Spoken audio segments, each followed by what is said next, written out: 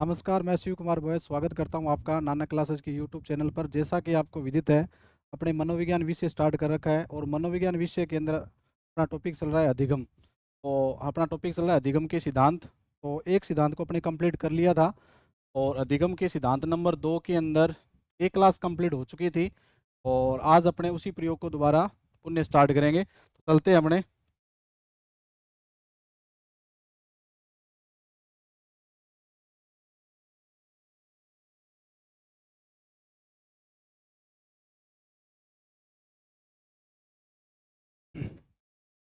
अपने बात कर रहे थे इसी के बारे में।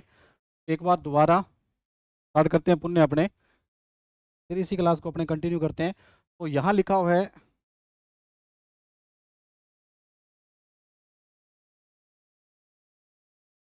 Before conditioning. बिफोर कंडीशनिंग का मतलब होता है अनुबंधन से पहले।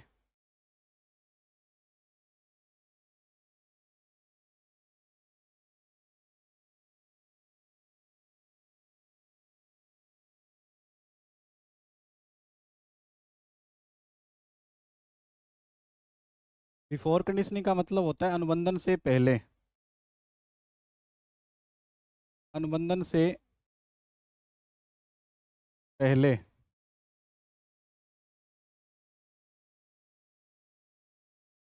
बिफोर कंडीशनिंग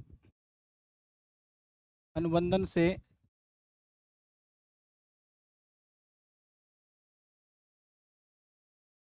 पहले।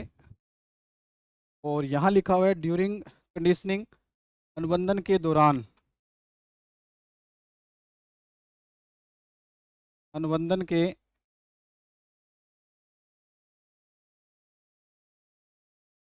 दौरान। और यहाँ लिखा हुआ है आफ्टर कंडीशनिंग, अनुबंधन के बाद।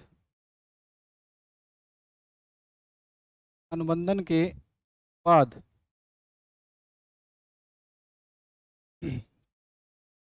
अब यहाँ पे लिखा हुआ है फूड। फूड का मतलब है भोजन। और यहाँ लिखा हुआ है अनकंडीशन स्टिमुलस, इसका मतलब होता है स्वाभाविक उद्दीपक।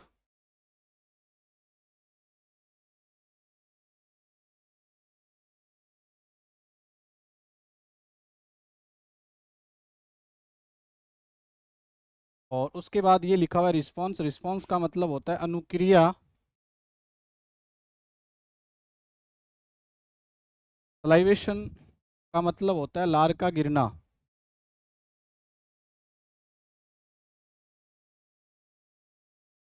अनकंडीशन रिस्पॉन्स, स्वाभाविक अनुक्रिया।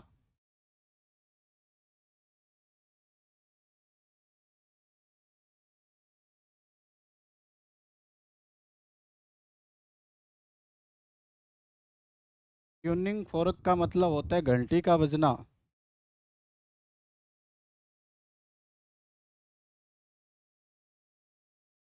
ये लिखा हुआ है नेचुरल स्टिमुलस, प्राकृतिक उद्दीपक।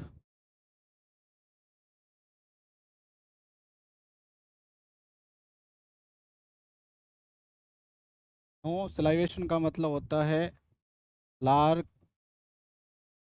का नहीं गिरना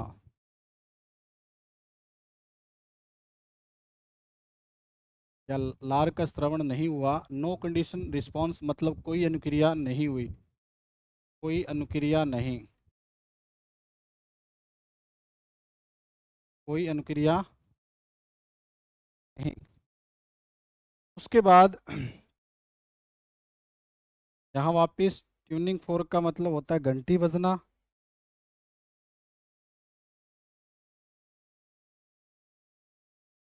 फूड का मतलब भोजन। रिस्पॉन्स का मतलब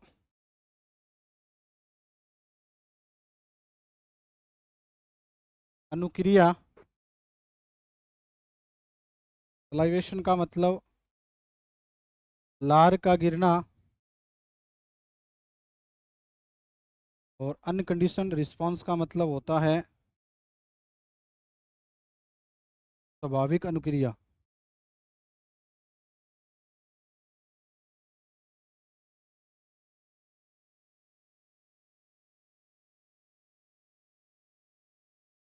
शब्द वापिस रिपीट ट्यूनिंग फॉरक घंटी बजना। कंडीशन स्टिमुलस का मतलब होता है अस्वाभाविक उद्दीपक।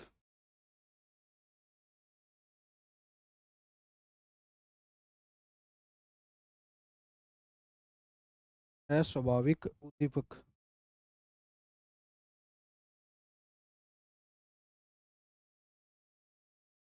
तो यहाँ लिखा हुआ है कंडीशन रिस्पॉन्स अस्वाभाविक अनुक्रिया।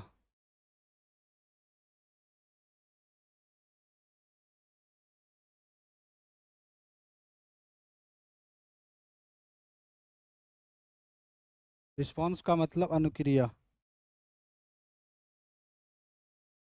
लाइवेशन का मतलब लार का गिरना। एक बार फिर अपने इसके अंदर जिन शब्दों को अपने पढ़ा था उन्हीं शब्दों का वर्जन एक बार दोबारा अपने कर लेते रिवीजन। तो इसके अंदर शब्द आया उद्दीपक। उद्दीपक का मतलब क्या होता है कि वातावरण में उपस्थित कोई भी संकेत जिसके द्वारा हम अनुक्रिया करते हैं। उद्दीपन का मतलब होता है वातावरण में उपस्थित संकेत जिसके जिसको देखकर व्यक्ति क्या करता है, अनुक्रिया। जैसे वैकेंसी को देखकर व्यक्ति का तैयारी करना, तो वैकेंसी वहाँ क्या है, एक प्रकार का स्टिमुलस है। मतलब स्टिमुलस का मतलब होता है कि वातावरण में उपस्थित वह संकेत जिसको देखकर व्यक्ति क्या करता है, अनुक्रिया। अनुक्रिया का मतलब होता है कार्य करना। तो यहाँ जैसे वैकेंसी को देखकर तैयारी करना, तो वैकेंसी वहाँ क्या है, उद्दीपक है। या भोजन को देखकर लार का गिरना, तो भोजन क्या है, वहाँ उद्दीपक है। फिर अपने बात की कि उद्दीपक जो होते हैं बेटा वो दो प्रकार के होते हैं। एक तो होता है स्वाभाविक उद्दीपक और एक होता है अस्वाभाविक उद्दीपक। स्वाभाविक उद्दीपक को कहते हैं अनकंडीशन स्टिमुलस। स्वाभाविक उद्दीपक का मतलब ये होता है, मतलब एक ऐसा उद्दीपक जिसमें प्रत्येक व्यक्ति अपना समान व्यवहार प्रदर्शित करे। एक ऐसा उद्दीपक जिसमें प्रत्येक व्यक्ति समान व्यवहार या समान अनुक्रिया प्रदर्शित करे, वो होता है स्वाभाविक उद्दीपक। जैसे भोजन है, तो भोजन को देखकर सारे व्यक्ति है, इस संसार के जितने व्यक्ति है वो लार को गिराएंगे, एक समान ऐसे प्रक्रिया है। तो स्वाभाविक उद्दीपक का मतलब एक ऐसा उद्दीपक जिसमें प्रत्येक व्यक्ति के द्वारा समान अनुक्रिया प्रदर्शित की जाए, तो वो होता है स्वाभाविक उद्दीपक। उसके बाद अगर बात करें, यहाँ शब्द आया अस्वाभाविक उद्दीपक, जिसको कहा जाता है कंडीशन स्टिमुलस। अस्वाभाविक उद्दीपक का मतलब जैसे अस्वाभाविक, स्वाभाविक नहीं है, इसका मतलब क्या है, ऐसा उद्दीपक जिसको देखकर प्रत्येक व्यक्ति समान व्यवहार नहीं करे, वो होता है अस्वाभाविक उद्दीपक। अब इसके अंदर क्या कुछ बताया गया, चार चीजें बताई गई है। चार चीजें इसके अंदर बताई गई है जिसको अपने समझने का प्रयास करें। कि सबसे पहले क्या किया गया कि जो इयान पावलोव जो है, इयान पेट्रोविच पावलोव जो मनोवैज्ञानिक है, उन्होंने क्या किया, कुत्ते के सामने भोजन को प्रेजेंट किया। और जैसे ही भोजन को प्रेजेंट किया तो कुत्ता भोजन को देखकर क्या करता है, यहाँ सलाइवेशन करता है, मतलब लार को गिराना या लार का सिक्रेशन स्टार्ट कर देता है। तो सबसे पहले क्या किया, तो कुत्ता जो है भोजन को देखकर लार को गिराता है, लार का गिरना स्टार्ट हो जाता है। दूसरी बात क्या है, अनुबंधन से पहले, यहाँ लिखा हुआ है बिफोर कंडीशनिंग, मतलब अनुबंधन से पहले। तो यहाँ भी अनुबंधन से पहले क्या है, केवल घंटी बजाई गई है। दूसरे के अंदर क्या किया गया है, केवल घंटी बजाई गई है। अब जैसे घंटी जो है एक प्रकार का उद्दीपक है, अस्वाभाविक उद्दीपक भी मान सकते हैं या इसको प्राकृतिक उद्दीपक मान सकते हैं। कि यान पावलोव ने क्या किया, घंटी को बजाया, तो घंटी को देखकर कुत्ते ने कोई भी अनुक्रिया नहीं की, मतलब कुछ भी नहीं किया, मतलब नो सलाइवेशन, मतलब उसने लार नहीं गिराई। पहले के अंदर क्या किया, कुत्ते के सामने भोजन को प्रेजेंट किया, भोजन को देखकर कुत्ते ने लार गिरा दी। दूसरे के अंदर क्या किया गया, केवल घंटी बजाएगी, केवल घंटी बजाएगी, और घंटी के सामने कुत्ते ने कोई भी अनुक्रिया नहीं की। उसके बाद तीसरी के अंदर क्या कुछ किया गया है कि यहाँ क्या किया, कुत्ते के सामने सबसे पहले क्या किया, घंटी, और फिर क्या है, भोजन, और फिर कुत्ते ने क्या किया है, लार का गिराना। इस क्रिया की क्या हुई है बेटा, पुनरावृत्ति हुई है। घंटी भोजन लार, घंटी भोजन लार, मतलब इस क्रिया को क्या किया गया, बार बार दोहराया गया है। तो क्या करता है कि पहले जो कुत्ता जो है वो भोजन के प्रति लार गिराता है, तो उसके बाद बार बार इसी क्रिया को दोहराया जाता है, पुनरावृत्ति की जाती है, तो इनके बीच में क्या अनुबंधन स्थापित हो जाता है। तो कुत्ता क्या करता है, पहले भोजन के प्रति लार को गिरा रहा था, वही अनुक्रिया किस पे स्टार्ट कर दी, घंटी पर ही उसने लार का गिराना स्टार्ट कर दिया। एक बार फिर बता दूं, इसके अंदर क्या होता है कि जब 3 नंबर कंडीशन के अंदर क्या कुछ किया गया कि पहले घंटी, घंटी बजाने के बाद क्या किया, भोजन को प्रेजेंट किया गया, और फिर कुत्ते ने क्या कर दी, लार गिरा दी। अब घंटी भोजन लार इस क्रिया की क्या की, बार बार पुनरावृत्ति की, मतलब इस क्रिया को बार बार दोहराया गया, तो घंटी और भोजन के बीच में क्या स्थापित हो गया, अनुबंधन स्थापित हो गया। अनुबंधन स्थापित होने के बाद क्या होता है कि पहले तो कुत्ता क्या कर रहा था, भोजन के प्रति लार गिरा रहा था, वही अनुक्रिया किसके प्रति करना स्टार्ट कर दिया उसने, घंटी के प्रति। इसी बात को अपने थोड़ा लिख लेते हैं। इसके अंदर चार चीजें बताई गई है।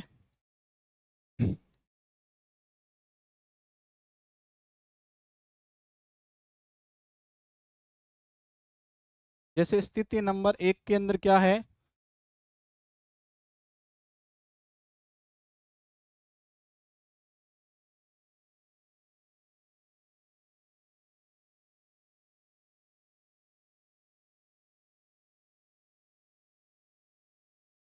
है कुत्ते के सामने किसको प्रेजेंट किया गया है, भोजन को, और भोजन को देखकर कुत्ता क्या करता है,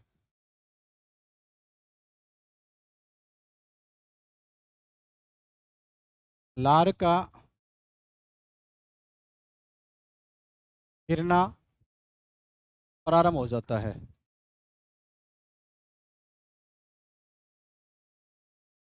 कंडीशन नंबर 1 के अंदर के बाद अगर बात करें अपने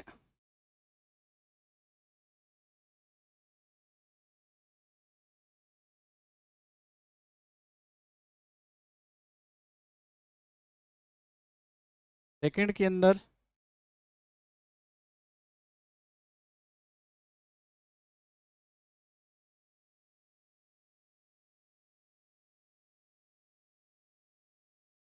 कुत्ता है के सामने केवल घंटी बजाई गई और कुत्ते ने क्या किया, कोई अनुक्रिया नहीं की, कोई अनुक्रिया नहीं, कोई अनुक्रिया नहीं। उसके बाद में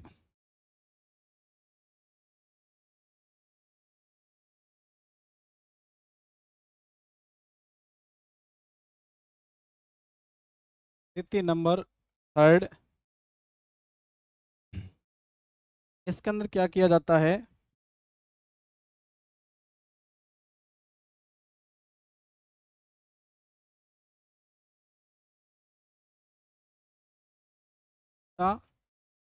के सामने पहले घंटी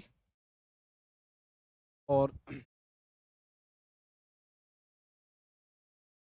बजाना के बाद में भोजन को प्रेजेंट किया जाता है, और फिर क्या होता है कि कुत्ते ने लार का गिरना प्रारंभ होता है। पहले घंटी, घंटी के बाद भोजन, और भोजन के बाद कुत्ते ने सलाइवेशन की क्रिया को स्टार्ट किया।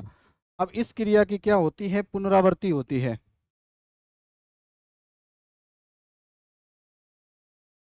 इस क्रिया की क्या होती है बेटा, पुनरावृत्ति, मतलब घंटी भोजन लार इस क्रिया को बार बार दोहराया जाता है। जब पुनरावृत्ति की क्रिया होती है तो क्या उत्पन्न होता है, अनुबंधन। अनुबंधन का मतलब होता है जब एक ही व्यवहार को या एक ही कार्य को बार बार दोहराया जाता है तो एक संबंध स्थापित होता है, जिसको कहते हैं अनुबंधन, या जिसको कंडीशनिंग कहते हैं।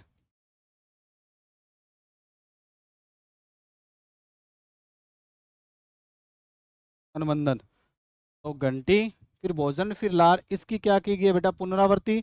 पुनरावृत्ति के बाद क्या हो जाता है, अनुबंधन स्थापित हो जाता है। तो यहाँ क्या करता है, पहले घंटी बजाई जाती है, घंटी के बाद भोजन, और भोजन के बाद लार। तो कुत्ते को ये समझ में आ जाता है कि पहले घंटी बजाई जाएगी और फिर क्या है, भोजन को प्रेजेंट किया जाएगा, और भोजन पे कुत्ते ने क्या कर दी, लार को गिरा दिया।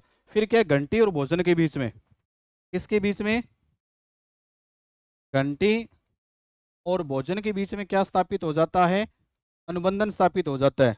पहले जो कुत्ता भोजन के प्रति लार को गिरा रहा था, वही अनुक्रिया किसके साथ करना स्टार्ट कर देगा, वो घंटी के साथ। अब अपने लिख सकते हैं कंडीशन नंबर 4,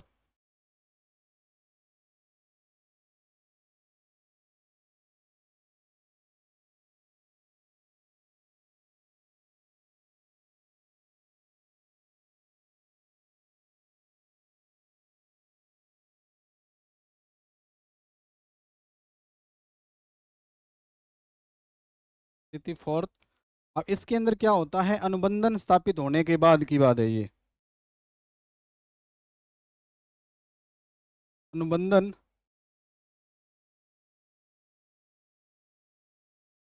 स्थापित होने के बाद,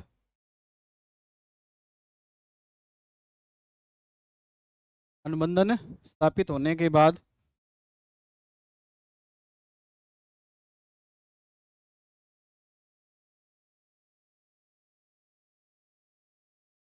क्या करता है, केवल घंटी बजाने पर ही लार को गिराना स्टार्ट कर देता है, लार का गिरना स्टार्ट कर देता है। इस प्रयोग की अपने बात कर रहे थे, अब थोड़ा इसका इंग्लिश वर्जन दोबारा मैं आपको बता दूं कि यहाँ भोजन जो है वो किसका काम कर रहा है, यहाँ पे स्वाभाविक उद्दीपक,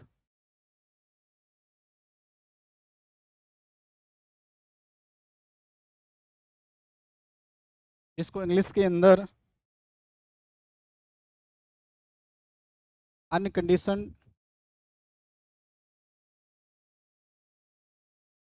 स्टिमुलस कहते हैं। और यहाँ लार का गिरना क्या है, एक स्वाभाविक अनुक्रिया है, स्वाभाविक अनुक्रिया को कहते हैं अनकंडीशनड रिस्पॉन्स।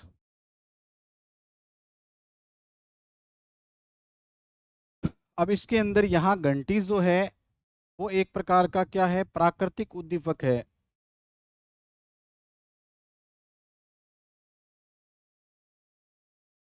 नेचुरल स्टिमुलस जिसको कहते हैं। और यहाँ नो रिस्पॉन्स। इसके बाद यहाँ जो घंटी जो है वो प्राकृतिक उद्दीपक या अस्वाभाविक उद्दीपक इसको बोल सकते हैं। यहाँ घंटी जो है वो है अस्वाभाविक उद्दीपक,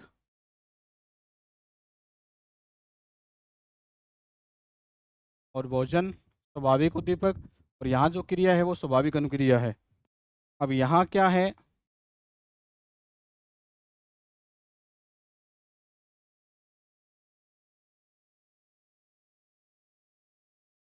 अस्वाभाविक उद्दीपक के बाद क्या हो रही है, अस्वाभाविक अनुक्रिया हो रही है। एक बार फिर बता दूं मैं, इस प्रयोग के अंदर मुख्य सारांश क्या है, तो इस मुख्य सारांश यही है कि पहले तो कुत्ता जो था वो क्या कर रहा था, स्वाभाविक उद्दीपक यानी भोजन के प्रति लार को गिरा रहा था। फिर क्या है, जैसे इसके बीच में अनुबंधन स्थापित होता है तो कुत्ता क्या करता है, अनुबंधन स्थापित होने के बाद जो अस्वाभाविक जो उद्दीपक है घंटी के प्रति ही लार को गिराना स्टार्ट कर देता है। इसीलिए इस सिद्धांत का जो नाम पड़ता है वो पड़ता है अनुकूलित अनुक्रिया सिद्धांत। अनुकूलित का मतलब यही होता है अनुकूलन करना, अनुकूलन का मतलब होता है अडेप्टेशन, मतलब जैसा देश वैसा वेश, कहने का मतलब वातावरण के अनुसार अपने आप को परिवर्तन कर लेना। जैसे सर्दी का मौसम है तो सर्दी के अनुसार अपने कपड़ों की व्यवस्था करते हैं, अरेंजमेंट करते हैं, मतलब मौसम के अनुसार या वातावरण के अनुसार परिवर्तन करना। इसी प्रकार से इसने क्या किया कि पहले क्या कंडीशन थी, जैसी स्थिति को चेंज किया। अनुकूलन का मतलब होता है कि वातावरण के अनुसार अपनी स्थिति के अनुसार अपने आप को डाल लेना, वही क्या होता है अनुकूलित। इसीलिए सिद्धांत का नाम पड़ा है अनुकूलित अनुक्रिया सिद्धांत। कहने का मतलब यही हुआ कि पहले वो स्वाभाविक उद्दीपक के प्रति, पहले स्वाभाविक उद्दीपक के प्रति सलाइवेशन की क्रिया हो रही थी, वही किसके साथ होने लगी, अस्वाभाविक उद्दीपक के प्रति वो ये अनुक्रिया स्टार्ट कर दी इसने। तो इसका मतलब उस क्रिया के साथ उसने क्या कर लिया, अनुकूलन कर लिया। इसीलिए इस सिद्धांत का नाम पड़ता है अनुकूलित अनुक्रिया सिद्धांत। तो इसमें अपने लिख सकते हैं, इस प्रयोग में, इस प्रयोग में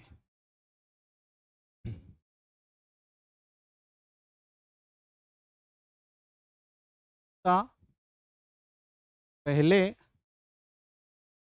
स्वाभाविक उद्दीपक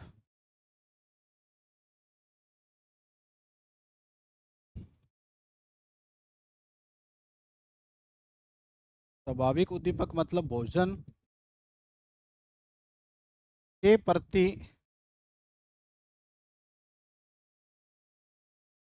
लार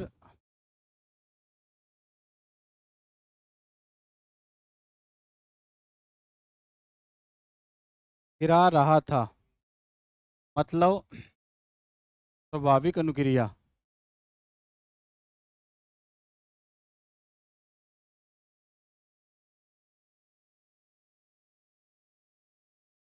इस प्रयोग में कुत्ता पहले स्वाभाविक उद्दीपक के प्रति लार गिरा रहा था, वहीं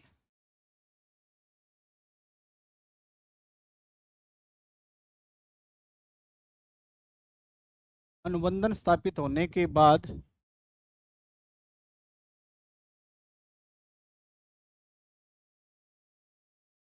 अनुबंधन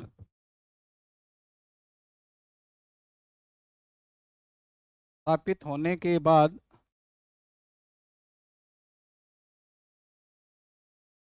अस्वाभाविक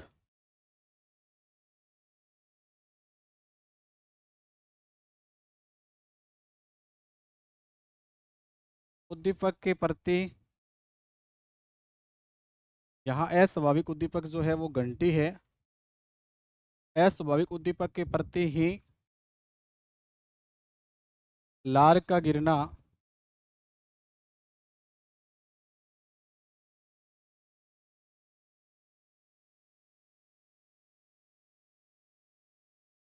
प्रारंभ हो जाता है।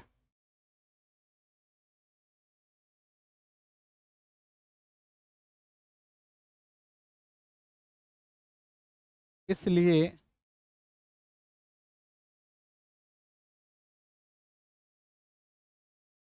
इस सिद्धांत को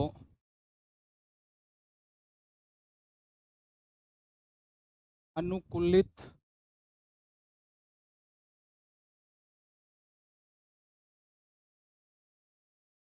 अनुक्रिया सिद्धांत कहते हैं।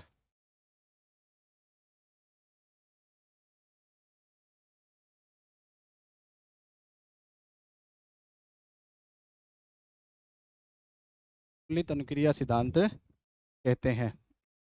इसके अंदर अब चीज़ें क्या याद करनी है आपको?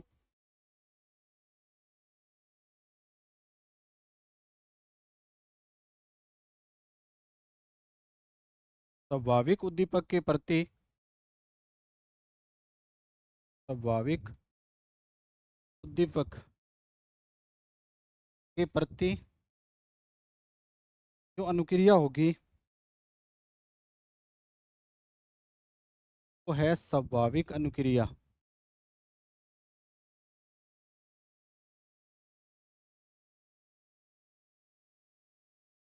स्वाभाविक अनुक्रिया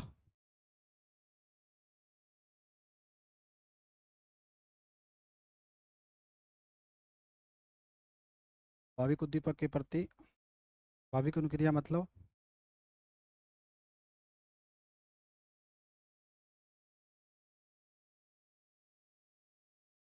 अनकंडीशन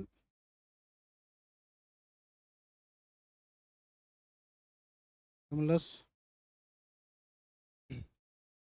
और यहाँ जो क्रिया होगी वही क्या होगी?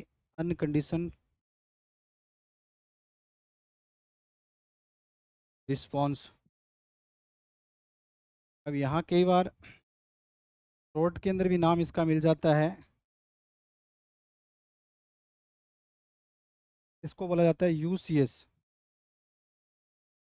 यूसीएस, यू का मतलब अनकंडीशनड स्टिमुलस, स्वाभाविक उद्दीपक। यहाँ के बार यूसीएस, यूसीएस के प्रति जो अनुक्रिया होगी वो कौन सी होगी? U T R, unconditioned response.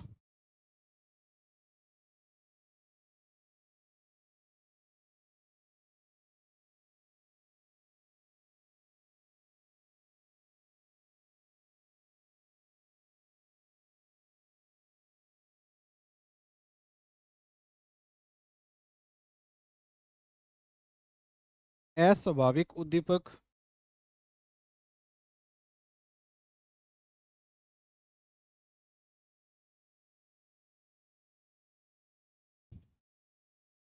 के प्रति जो अनुक्रिया जो होगी होगी अस्वाभाविक अनुक्रिया।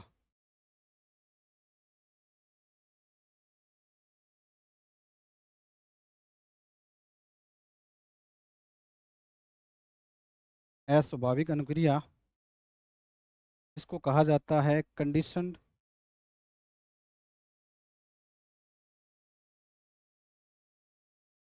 स्टिमुलस। यहाँ आ जाएगा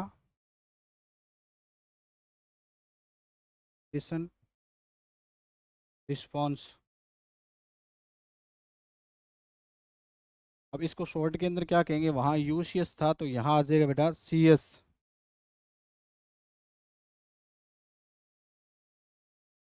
सीएस यहाँ आ जाएगा सीआर। ये चीज़ भी अपने को ध्यान रखनी है। एक बार फिर, इस प्रयोग में कुत्ता पहले स्वाभाविक उद्दीपक भोजन के प्रति लार गिरा रहा था, वहीं अनुबंधन स्थापित होने के बाद अस्वाभाविक उद्दीपक मतलब घंटे के प्रति लार का गिराना प्रारंभ हो जाता है। इसलिए इस सिद्धांत को अनुकूलित अनुक्रिया स्वाभाविक उद्दीपक के प्रति जो अनुक्रिया जो होगी वो स्वाभाविक अनुक्रिया, या जिसको यूसीएस के प्रति जो होगी यूसीआर, अस्वाभाविक उद्दीपक के प्रति अनुक्रिया अस्वाभाविक अनुक्रिया, जिसको सीएस या सीआर।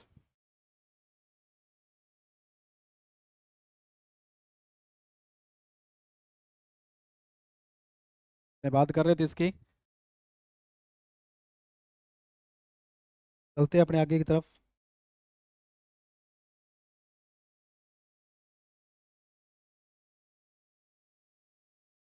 यहाँ से एक सारांश के रूप में अपने मिला कि यूसीआर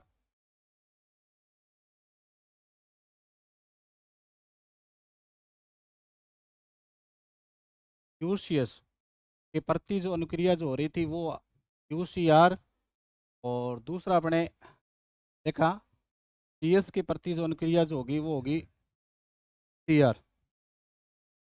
अब बात करें अपने अनुबंधन की। अब बात करें अपने अनुबंधन की।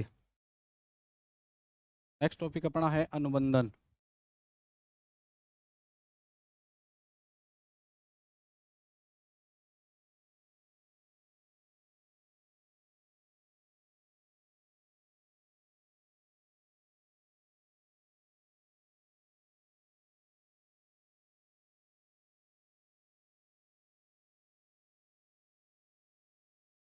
अनुबंधन का मतलब यही होता है कि अगर किसी भी व्यवहार को मतलब एक ही कार्य को अगर बार बार दोहराया जाए तो क्या होता है, एक संबंध स्थापित होता है, तो अपने अनुबंधन कहते हैं। तो अपने ये लिख सकते हैं, जब एक ही व्यवहार की जब एक ही व्यवहार की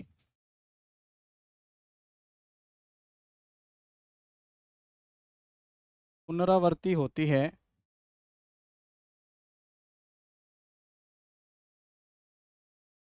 पुनरावृत्ति होती है तो पुनरावृत्ति के आधार पर पुनरावृत्ति के आधार पर जो संबंध स्थापित होता है, जो संबंध स्थापित होता है जो संबंध स्थापित होता है उससे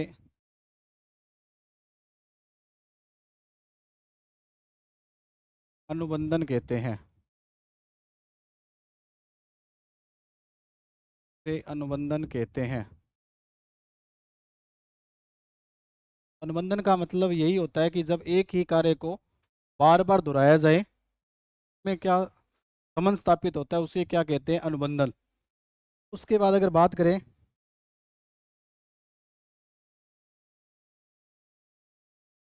अनुबंधन के पिता,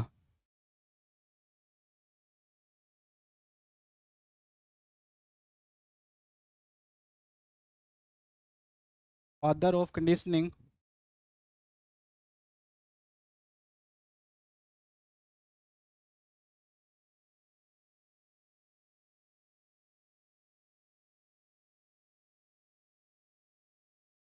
अनुबंधन के जो पिता हैं वो हैं पाब्लो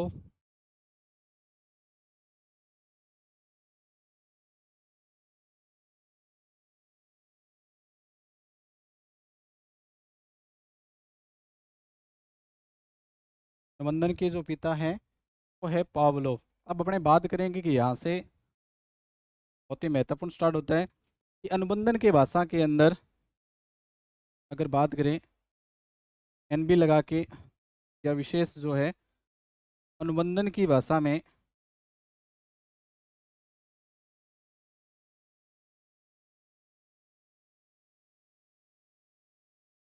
अनुबंधन की भाषा में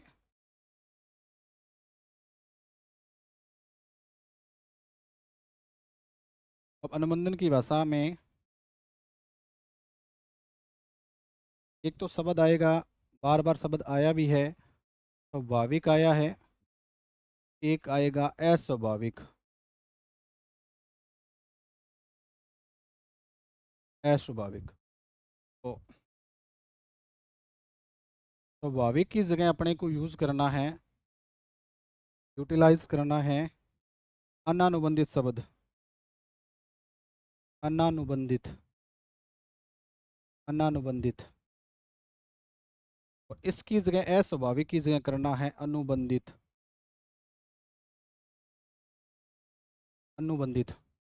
अनुबंधन की भाषा के अंदर अपने दो शब्दों का यूज करना है। अगर स्वाभाविक शब्द आए तो वहां तो अपने करना है अनानुबंधित, और अस्वाभाविक की जगह अपने को यूज करना है, वो करना है अनुबंधित।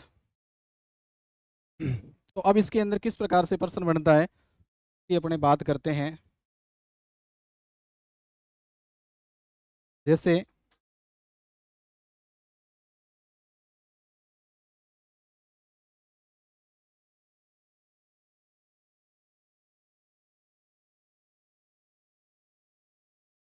जैसे अगर आपको कहे कि भोजन जो है तो अपने क्या कहते हैं,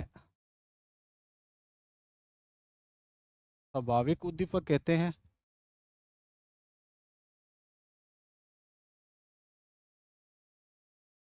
अगर यही बात अगर पूछे कि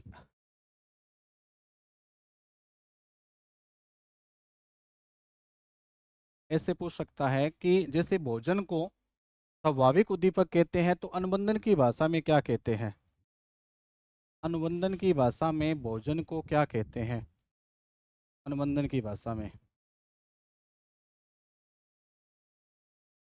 अनुबंधन की भाषा में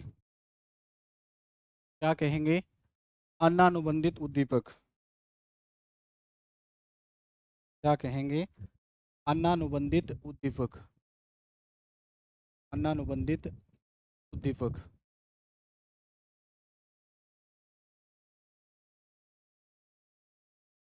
बात समझ में आ गई होगी।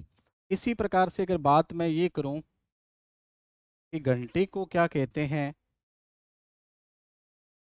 घंटी को अगर सामान्य भाषा की बात करें तो क्या कहते हैं, अस्वाभाविक उद्दीपक कहते हैं।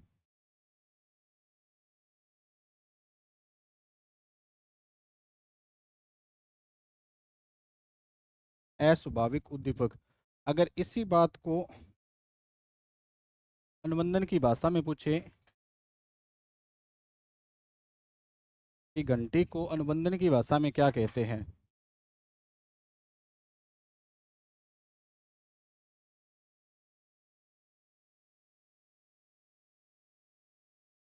यहाँ आ जाएगा अनुबंधित,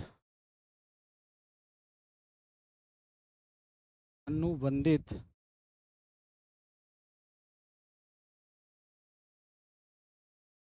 अनुबंधित उद्दीपक। अनुबंधित उद्दीपक। अब इसी पर आधारित बहुत सारे क्वेश्चन अपने बनते एग्जाम के अंदर, उन्हीं प्रश्नों के बारे में अपने चर्चा करते हैं। अपने बात करते हैं इम्पोर्टेंट अवेयरनेस।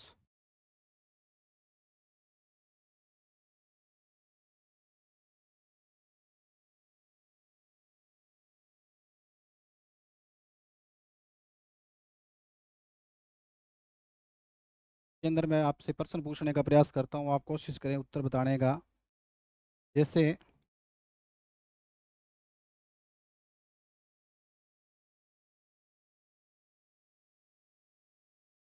प्रश्न नंबर 1,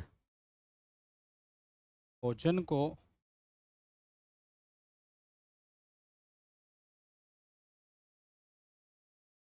कौन सा उद्दीपक कहते हैं? भोजन को कौन सा उद्दीपक कहते हैं? अब जैसे भोजन को कौन सा उद्दीपक कहते हैं बताने का प्रयास करें आप। अगर इसी प्रश्न को ऐसे प्रश्न पूछा जाए, प्रश्न नंबर 2, अनुबंधन की भाषा में, अनुबंधन की भाषा में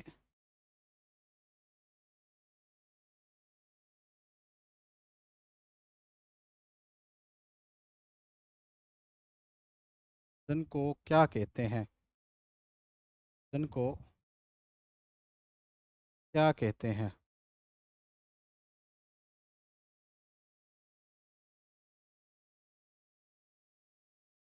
प्रश्न नंबर 3 की बात करें,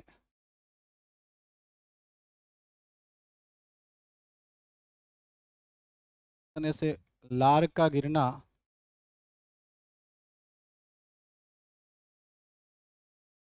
लार का गिरना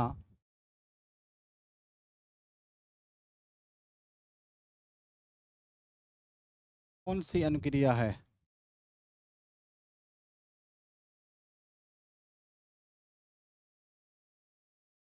सारे प्रश्न बन सकते हैं। इसी प्रश्न को अगर ऐसे प्रश्न पूछा जाए, प्रश्न नंबर 4 आप, लार का गिरना, लार का गिरना को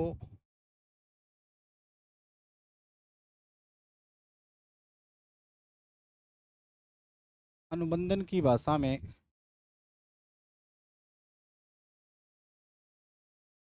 क्या कहते हैं?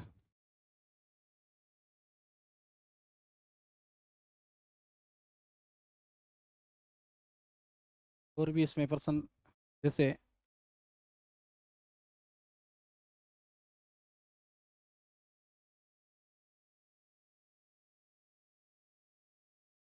घंटी को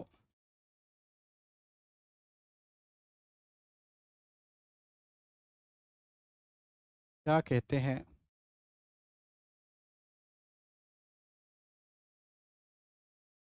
इसी प्रकार से प्रश्न नंबर 6, घंटी को अनुबंधन की भाषा में क्या कहते हैं? अनुबंधन की भाषा में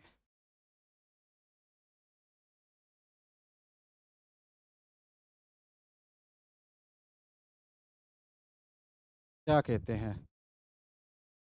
आप इन प्रश्नों का उत्तर देने का प्रयास करें। मैं बताता हूँ एक एक उत्तर, चलते अपने। जैसे पहले आप समय प्रयास करें।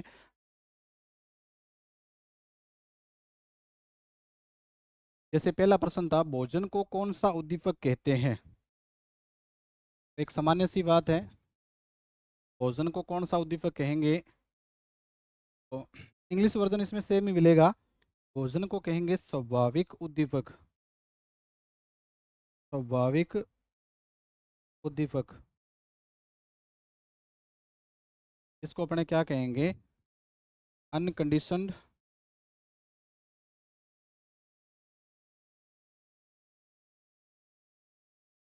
स्टिमुलस। इसी प्रकार से दूसरा प्रश्न है, अनुबंधन की भाषा में भोजन को क्या कहते हैं? अनुबंधन की भाषा में स्वाभाविक की जगह आपको दो ही चीजें ध्यान रखनी है। एक तो शब्द है स्वाभाविक, दूसरा है अस्वाभाविक।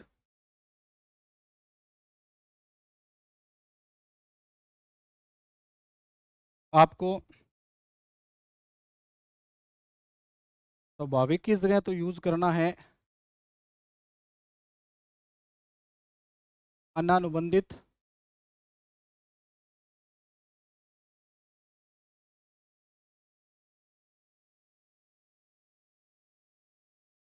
और अस्वाभाविक की जगह अपने क्या करेंगे, अनुबंधित।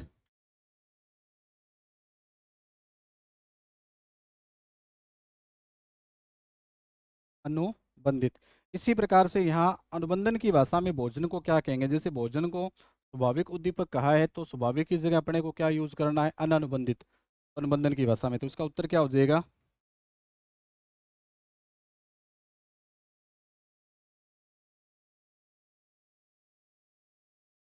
अनानुबंधित, अनानुबंधित दीपक, या जिसको कहते हैं अनकंडीशन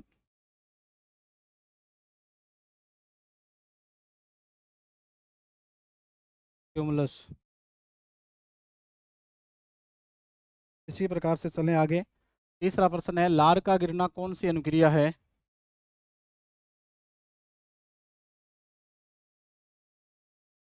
लार का गिरना है स्वाभाविक अनुक्रिया,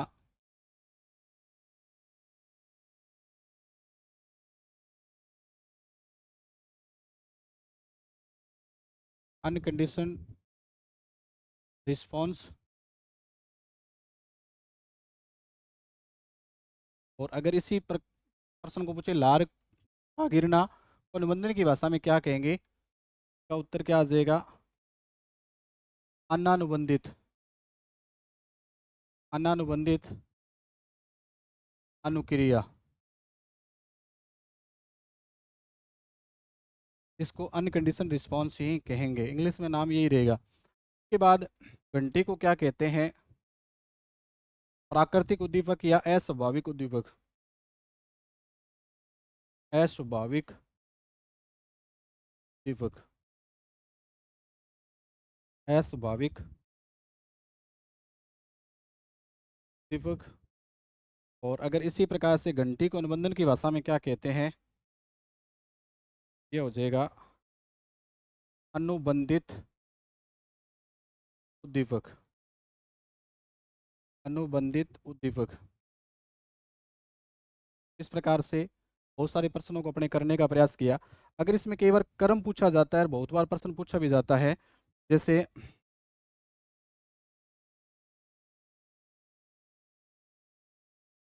जैसे सबसे पहले तो पावलोव ने जो क्रम दिया, घंटी, घंटी के बाद किसको प्रेजेंट किया गया है, भोजन, और भोजन के बाद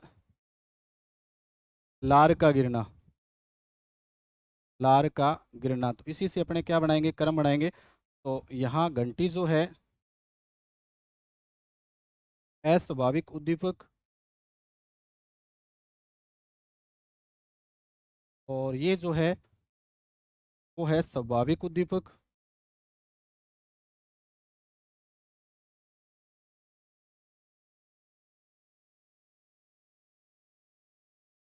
ये जो क्रिया जो होगी वो होगी स्वाभाविक अनुक्रिया।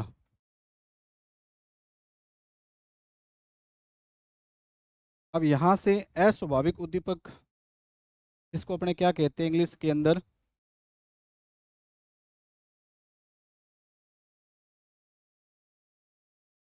कंडीशनड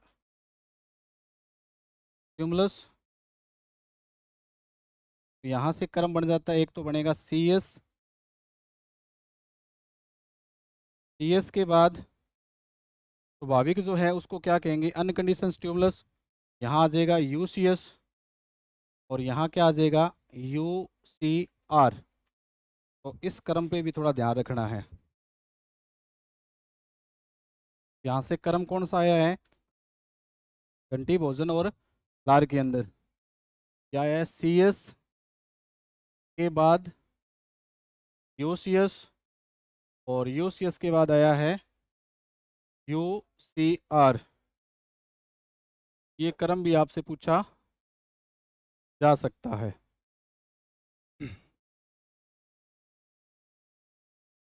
ये था। अब चलते हैं अपने इस सिद्धांत का शैक्षणिक महत्व।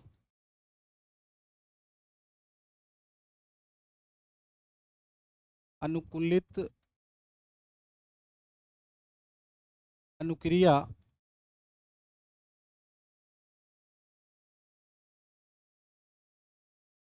सिद्धांत का शैक्षिक महत्व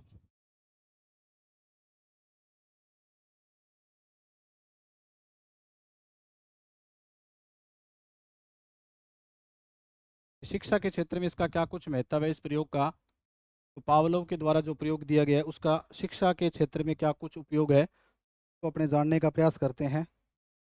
तो इसके अंदर पहला प्रयोग यही महत्व यही है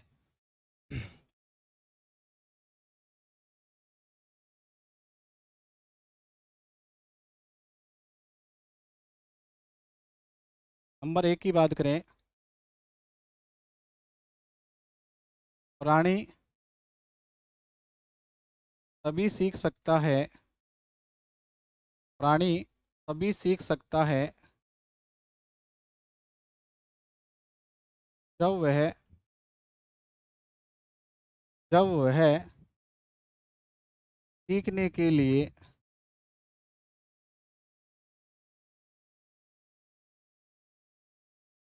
सक्रिय, एक्टिव कहते हैं अपने, सक्रिय व तत्पर, रेडीनेस, सक्रिय व तत्पर हो। ये बात बिल्कुल सत्य है कि प्राणी प्राणी के अंदर दोनों ही आते हैं, व्यक्ति और मनुष्य और जानवर दोनों ही आते हैं। तो प्राणी तभी सीख सकता है जब वो सीखने के लिए क्या हो, सक्रिय हो या तत्पर हो। मतलब कोई व्यक्ति तभी सीख सकता है सीखने के लिए क्या हो, तैयार हो। इसी आधार पर तो थॉर्नडाइक ने कथन भी कहा गया है कि थॉर्नडाइक का एक नियम है तत्परता का नियम, में उसने थॉर्नडाइक ने एक कोटेक्शन भी कहा है कि घोड़े को तालाब तक तो ले जाया जा सकता है लेकिन पानी पीने के लिए बाध्य नहीं किया जा सकता। इसका मतलब यही है कि जब तक व्यक्ति समय सीखने के लिए तत्पर नहीं होगा तब तक वो सीख नहीं सकता। कहने का मतलब यही हुआ कि व्यक्ति तभी सीख सकता है वो सीखने के लिए सक्रिय हो या जानने के लिए क्या हो, तत्पर हो। दूसरी बात इसके अंदर सबसे महत्वपूर्ण,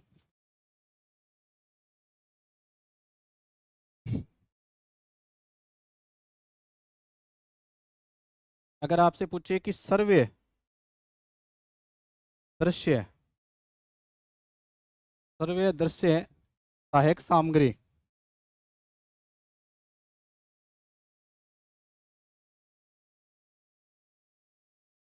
सर्वे दृश्य सहायक सामग्री ऑडियो वीडियो,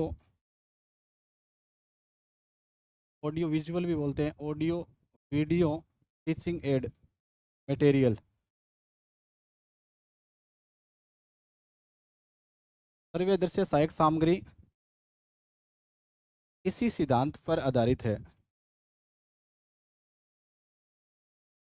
इसी सिद्धांत पर आधारित है।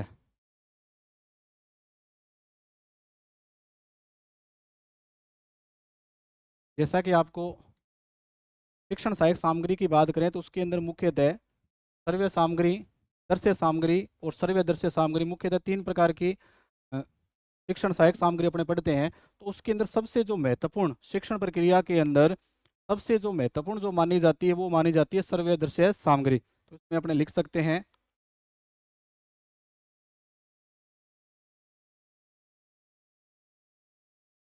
शिक्षण प्रक्रिया में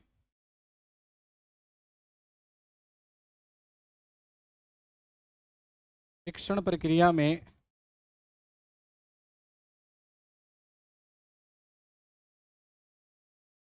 सर्वे दृश्य सहायक सामग्री,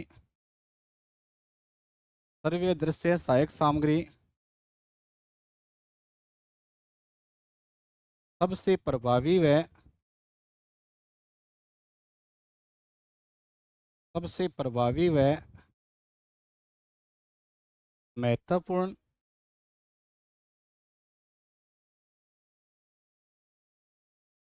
सहायक सामग्री मानी जाती है,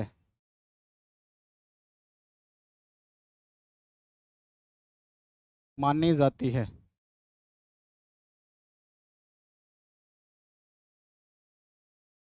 अब अपने तीनों के बारे में जानने का प्रयास करें तो इसमें तीन प्रकार की सहायक सामग्री होगी। एक तो होगी सर्वे सामग्री, सर्वे सामग्री इसके अंदर ऐसी शिक्षण सहायक सामग्री जिसमें केवल सुना जा सके। इसमें आप लिख सकते हैं ऐसी शिक्षण सहायक सामग्री जिसको जिसको केवल सुनकर जिसको केवल सुनकर अधिगम किया जा सके। अधिगम किया जा सके ये क्या कहते हैं? सर्वे सामग्री। जैसे एग्जाम्पल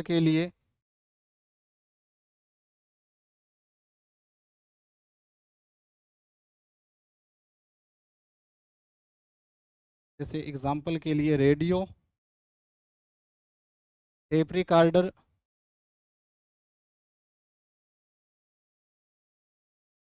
ट्रांजिस्टर, ग्रामोफोन, इसके अंदर केवल सुना जा सकता है। ये जितने भी हैं ये सारे किस में आते हैं? सर्वे सामग्री के अंतर्गत आते हैं।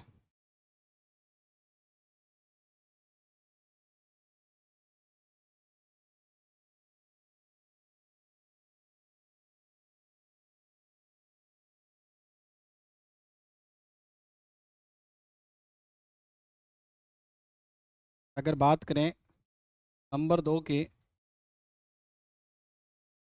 दृश्य सामग्री, इसके अंदर अपने लिख सकते हैं ऐसी शिक्षण सहायक सामग्री जिसको केवल देखा जा सके, देखकर अधिगम किया जा सके।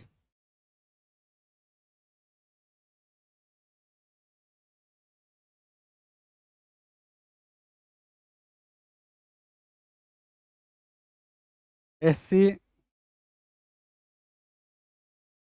शिक्षण सहायक सामग्री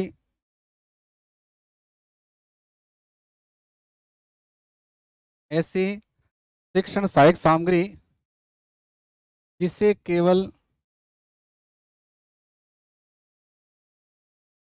देखकर अधिगम किया जा सके। अधिगम देखकर अधिगम केवल देखकर अधिगम किया जा सके। जैसे एग्जाम्पल के लिए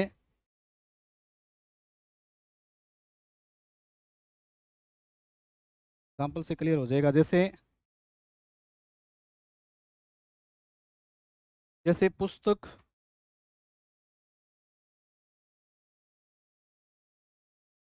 ग्लोब हो गया, मानचित्र हो गया,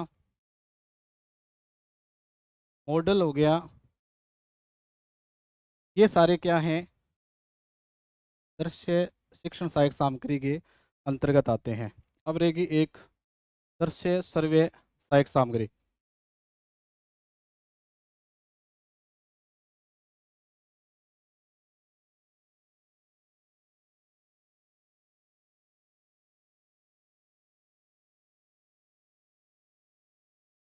नंबर 3 की बात करें अपने,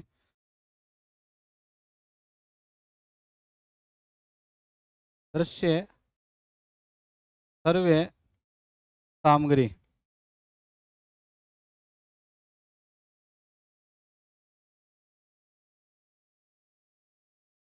मतलब ऐसी शिक्षण सहायक सामग्री जिसे देखा व सुना, देखा भी जा सके और सुना भी जा सके, वो होती है दृश्य सर्वे सामग्री। जैसे एग्जाम्पल की बात करें,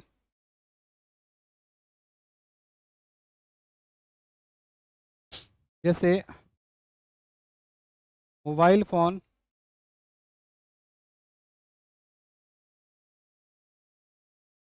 वीडियो, टीवी इत्यादि। अपने ये बात कर रहे थे। अपना दूसरा इम्पोर्टेंस की बात करें तो सर्वे दृश्य सहायक सामग्री इसी सिद्धांत पर आधारित है। तो मैंने आपको तीनों ही सहायक सामग्री के बारे में बताने का प्रयास किया और एग्जाम्पल भी दिए। तो इस प्रयोग के अंदर अगर आपसे कोई पूछे, इस प्रयोग में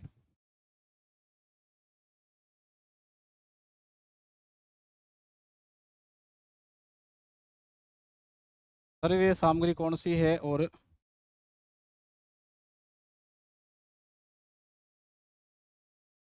सर्वे के रूप में तो प्रयोग किया गया है घंटी का, दृश्य के रूप में प्रयोग किया गया है भोजन का।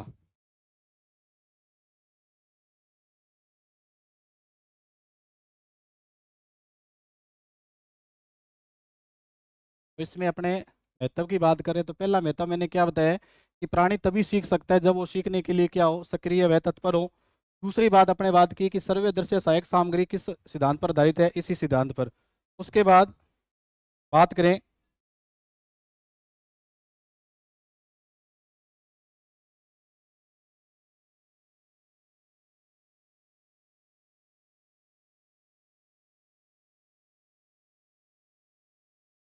अनुबंधन की प्रक्रिया, अनुबंधन की प्रक्रिया, अनुबंधन की प्रक्रिया इसी सिद्धांत पर आधारित है, इसी सिद्धांत पर आधारित है। अनुबंधन के बारे में मैंने बहुत बार बता दिया, मतलब एक ही कार्य को अगर बार बार दोहराया जाए तो क्या होता है, अनुबंधन स्थापित होता है। अनुबंधन जो है वो इसी सिद्धांत पर आधारित है। और उसके बाद अपने ये भी लिख सकते हैं कि यह सिद्धांत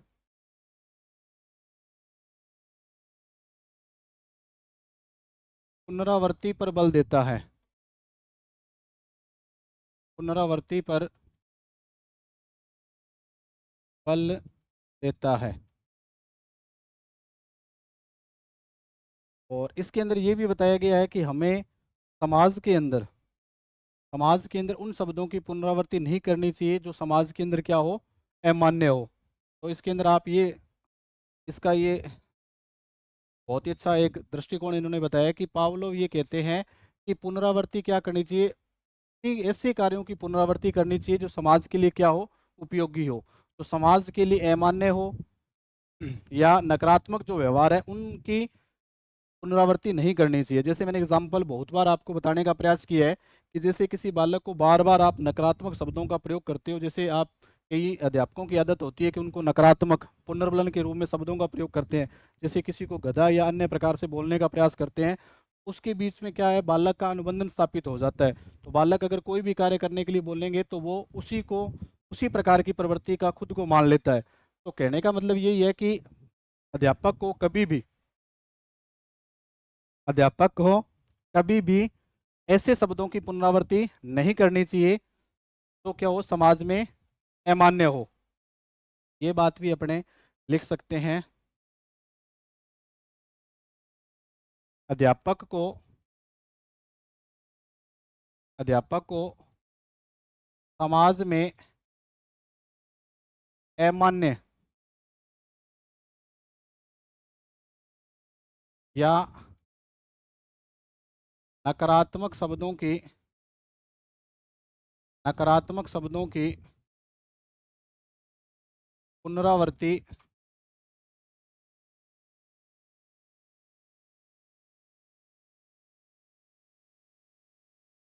पुनरावृत्ति नहीं करनी चाहिए, पुनरावृत्ति नहीं करनी चाहिए।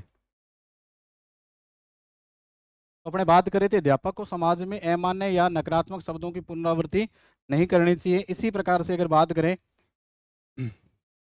तो पुनरावृत्ति के आधार पर या इसी सिद्धांत के आधार पर, इसी सिद्धांत के आधार पर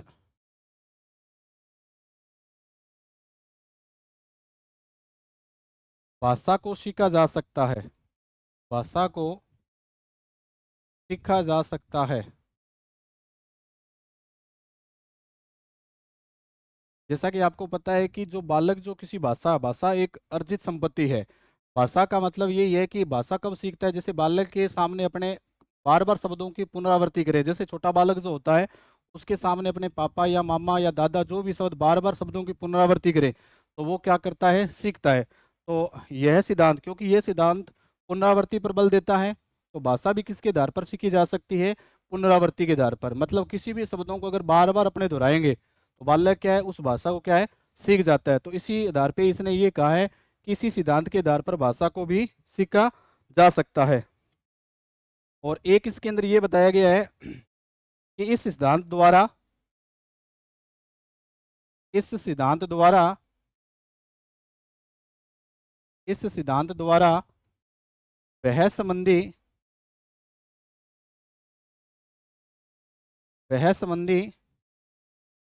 भ्रांतियों को दूर किया जा सकता है, भ्रांतियों को दूर किया जा सकता है। अब कुछ समाज के अंदर मान्यताएं हैं जिनको न कुछ समझे बिना कुछ समझे, मतलब उनको क्या कर लिया, स्वीकार कर लिया गया। तो वो क्या है, भ्रांतियां इसी सिद्धांत के आधार पर अपने क्या है, दूर कर सकते हैं। जैसे बिल्ली का रास्ता काट देना तो एक अशोभनीय कार्य माना गया, तो इसी सिद्धांत के द्वारा अपने एक निष्कर्ष पे पहुंच के इस भ्रांति को क्या कर सकते हैं, दूर कर सकते हैं। या अपने ये कह सकते हैं कि आदत का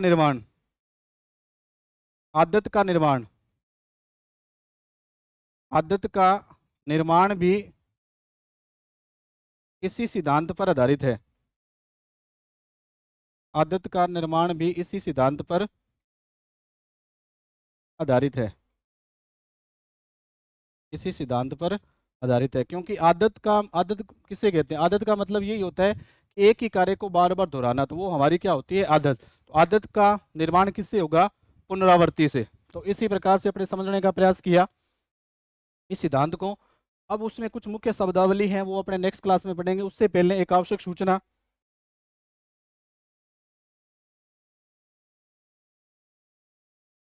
जैसा कि आपको विदित है कि सबसे पहले आप अपनी तैयारी को बेहतरीन करने के लिए नाना क्लासेस का जो ऐप है उसको आप डाउनलोड करें, और उसके अंदर सेकंड ग्रेड का जो पूरा कोर्स है वो लॉन्च कर रखा है। वीडियो कोर्स, पीडीएफ नोट्स और टेस्ट सीरीज भी वहाँ उपलब्ध है। और इसके लिए हेल्पलाइन नंबर जो आपको नीचे दे दिए गए हैं, तो अपनी तैयारी को बेहतर करने के लिए आप इनसे जुड़े और अपनी तैयारी को बेहतर करें। तो आज के लिए बस इतना ही। जय हिंद, जय भारत।